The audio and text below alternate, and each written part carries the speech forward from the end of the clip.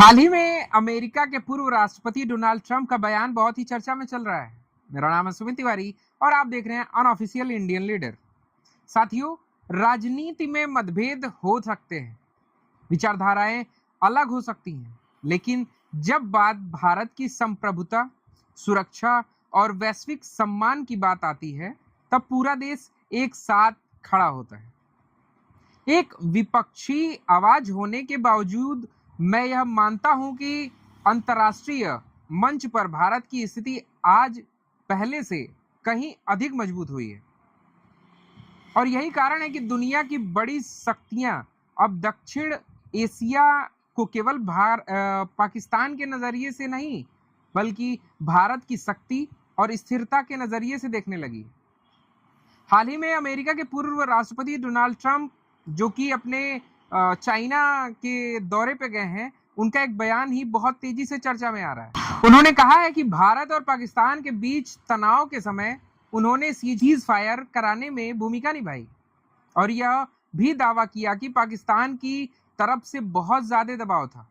इस बयान की सच्चाई राजनीतिक मकसद और कूटनीतिक अर्थ पर बहस हो सकती है, लेकिन एक बात साफ दिखाई देती है, दुनिया अब यह मानने लगी है कि एशिया में स्थिरता बिना भारत के संभव नहीं है। यह भारत की बढ़ती ताकत का भी संकेत है, लेकिन हमें इस विषय को भावनाओं से नहीं, रणनीतिक समझ से देखना होगा। अमेरिका की राजनीति हमेशा अपने हितों के आधार पर चलती है। ट्रंप हो या कोई और अमेरिकी राष्ट्रपति, उनका पहला उद्देश्य होता है कि वह अमेरिका के हित में सोचें। अगर चीन के साथ उनके संबंध तनावपूर्ण होते हैं, अगर ताइवान मुद्दे पर उन्हें दबाव महसूस होता है, अगर एशिया में शक्ति संतुलन बिगड़ता दिखाई देता है, तो स्वाभाविक है कि वे भारत जैसे बड़े लोकतांत्रिक और सामरिक साझेदार की ओर देखेंगे। भारत आज केवल एक बाजार नहीं है, बल्कि एक निर्णायक शक्ति बन चुका है। जिस देश को कभी विकासशील कहकर नजरअंदाज किया जाता था, आज वही देश वैश्विक सप्लाई चेन, रक्षा साझेदारी, तकनीकी निवेश और इंडो पैसिफिक रणनीति का केंद्र बन गया है। यही वजह है कि अमेरिका को भी समझ आ रहा है कि पाकिस्तान के सहारे एशिया की जो राजनीति है नहीं चलाई जा सकती है। पाकिस्तान लंबे समय तक अमेरिकी रणनीति का हिस्सा रहा है, लेकिन आज उसकी आर्थिक और राजनीतिक अस्थिरता उसे कमजोर बनाती है। वहीं भारत राजनीतिक रूप से स्थिर, आर्थिक रूप से उभरता हुआ और सैन्य दृष्टि से मजबूत राष्ट्र बनकर सामने आया है। एक विपक्षी नागरिक होने के नाते मैं सरकार की नीतियों की आलोचना करता हूं जहां जरूरत हो, लेकिन यह भी सच है कि विदेश नीति में भारत ने पिछले कुछ वर्षों में अपनी स्वतंत्र पहचान मजबूत की है। भारत ने रूस के साथ भी संबंध बनाए रखे, अमेरिका के साथ भी साझेदारी बढ़ाई और चीन के सामने भी अपने हितों पर समझौता नहीं किया। यही संतुलित कूटनीति आज भारत की सबसे बड़ी ताकत बन रही है। लेकिन साथियों, हमें केवल विदेशी नेताओं के बयानों पर गर्व करके नहीं रुकना चाहिए।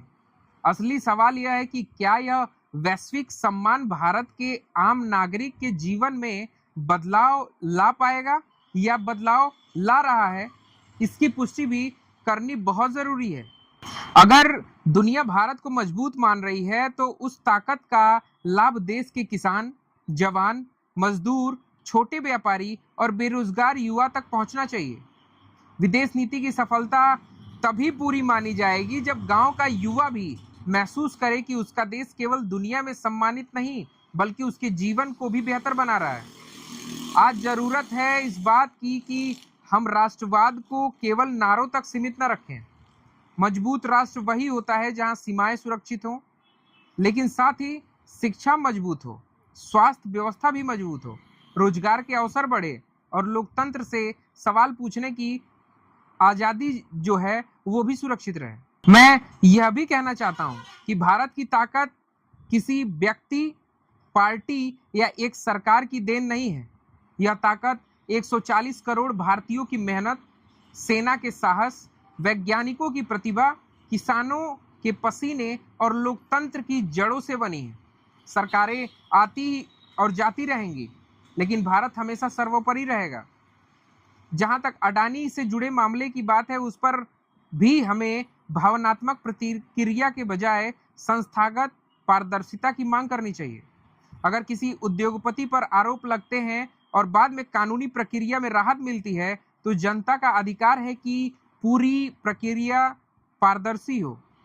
लोकतंत्र में सवाल पूछना देश विरोधी नहीं होता, बल्कि लोकतंत्र को मजबूत बनाता है। आज दुनिया एक नए दौर में प्रवेश कर रही है। अमेरिका और चीन के बीच संघर्ष केवल व्यापार का नहीं, बल्कि तकनीक, सामरिक प्रभाव और वैश्विक नेतृत्व का संघर्ष है। ऐसे समय में भारत के पास एक ऐसा ऐतिहासिक अवसर है कि वह किसी का मोहरा बनने के बजाय एक स्वतंत्र वैश्विक शक्ति के रूप में उभरे, और यही भारत की असली जीत होगी। हम विपक्ष में रहकर भी देश की मजबूती के खिलाफ नहीं हैं। हम चाहते हैं कि भारत मजबूत बने, लेकिन साथ ही लोकतांत्रिक भी रहे। हम चाहते हैं कि दुनिया भारत का सम्मान करे, लेकिन भारत के नागरिक भी अपने अधिकारों के साथ सम्मानपूर्वक जीवन जी सकें। देशभक्त का मतलब केवल सत्ता की तारीफ करना नहीं, बल्कि देश को और बेहतर बनाने के लिए लगातार आवाज उठाना भी है। भारत किसी एक नेता का नहीं है, हम सबका है। और जब भारत मजबूत होगा, तब सरकार भी मजबूत होगी, लोकतंत्र भी मजबूत होगा और जनता भी मजबूत होगी। अगर आप मेरी बात से सहमत हैं, तो इस वीडियो को ज़्यादा से ज़्यादा शेयर करिए, वीडियो को लाइक करिए और मेरे चैनल को सब्सक्राइब करना ना भूलें। जय हिंद, जय जवान, जय किसान, जय विज्ञान।